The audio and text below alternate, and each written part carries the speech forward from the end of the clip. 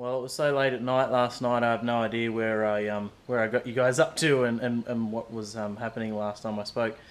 So, bottom end's all back in. Let's go and take a look at that. Carby's refitted. Water pipes in.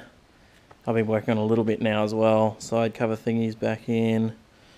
Obviously all engine mounts are in and all bolted up, and whatever else, shifters on and bits and pieces over here. So basically the bottom end's done. I'm right back where I started weeks and weeks and weeks ago, where I was just doing the top end and the head and the covers and the piston here. So I'm going to measure some ring gaps and check those things and whatever that the manual requires, and then we'll start putting the top end back together. Well, it's time to mount up the new piston, and I've heard this part can be really tricky.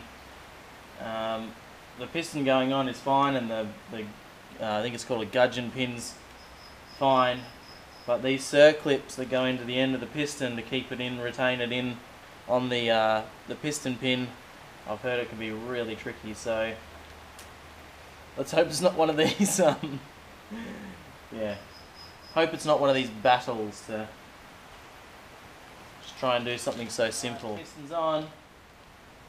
It's now time to do these circlips. I'm scared. Well, it's got me beat. I took the piston back off to do the first side of the circlips here, and I've spent, I don't know, it's probably been about literally 2 hours or so working on this one circlip here, and I'm done. I'm done. I cannot do it anymore. For one, I've been doing it so many times on the circlip trying to do it. It's bent it in too far, and I don't want to put a circlip in there that's not going to hold nicely. So yeah, on reflection, I should have ordered some of those Slavin's Racing easy clips. If you're ever doing a 300 rebuild, I'd definitely recommend those. I haven't even used them yet, but I just know that they're going to be a hell of a lot better than these. So I'm flagging it again for tonight. I'm done.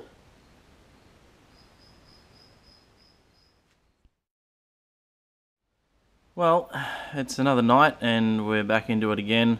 This afternoon I went down to Mr. Luke's place and got a little bit of guidance on how to insert these circlips. Now I'm going to do a proper video just by itself on how to do these circlips, because I couldn't find one that worked for me on YouTube, so I'm going to make my own little how-to video here from Mr. Luke's method, because I did it, he showed me how to do it. Went through the process a couple of times. I practiced on an old piston and then I did it on this one first go, and it's not easy at all, but I got it in there and I did it within a minute or two, not like the 2 hours of last night. So it's time to whack this piston on, and fingers crossed I can get it onto the get the other side circlip on when it's on the conrod. So let's have a look and see what we can do here. Attempt number 1, and I'm going to say attempt number 1 out of 1. So confident I'm just going to do this first go.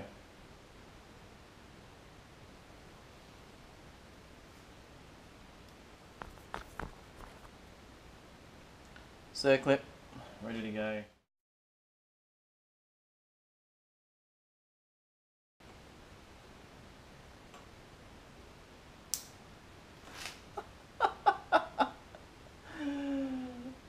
I don't know how long that was. I guess a minute, not even a minute. Circlips in. Now, so good. I just can't believe how easy that was. Just easy. That's brilliant. Oh, so good, so good. Measured the X measurement. Took a few different base gaskets to find the right one.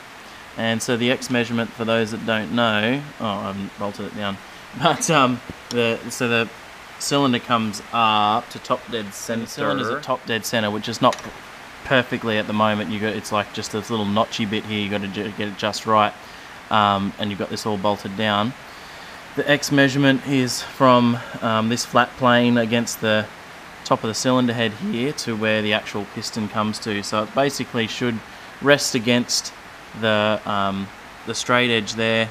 When it comes to top dead center, there's the clearance is plus 0.1 of a millimeter or something like that. So yeah, so as long as it sort of comes right up to that point and it doesn't go over the point, you know, it doesn't push this out of your fingers or anything like that, it sort of just comes up and touches it, you know, you're pretty well set with that one. Now we've got both side covers on.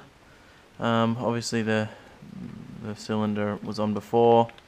Starter motor about to put on, and I'm just about to put the head on. So that's going to go on. That's all cleaned up and done, and O-rings put in there now, and some new copper gaskets for the head bolts. I guess they're head bolts. Yeah, cylinder head bolts.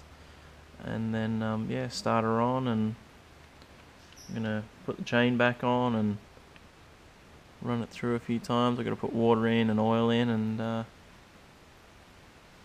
yeah, crank it over, I guess. Plugging along, getting bits and pieces put back on, and just taking my time, thinking about bits that might need to go where, and I'm starting to run out of parts to put back on the bike, which is pretty cool. I've done basic things, new air filter on it there, and new spark plug, put the starter back on, exhaust back on. I filled up the water, bled it through sort of thing, kicked it a few times, made sure there's no air bubbles in there. Filled up the gearbox oil now as well, no leaks coming from anywhere, which is great. So we just sort of, I guess, look at putting the fuel tank back on now and the seat on, and kick her over a few times, make sure everything's nice and safe, and then we could be getting pretty close to starting. The bike is 100% back together now. No missing parts, no bolts lying around, nothing left to put back on the bike. So it's yeah, it's feeling pretty good. I think I'm just about ready to start it. The clutch isn't working, so I don't know what that means. I'll just get it started hopefully, and we'll fix up the clutch soon. Sort that out when we get to it.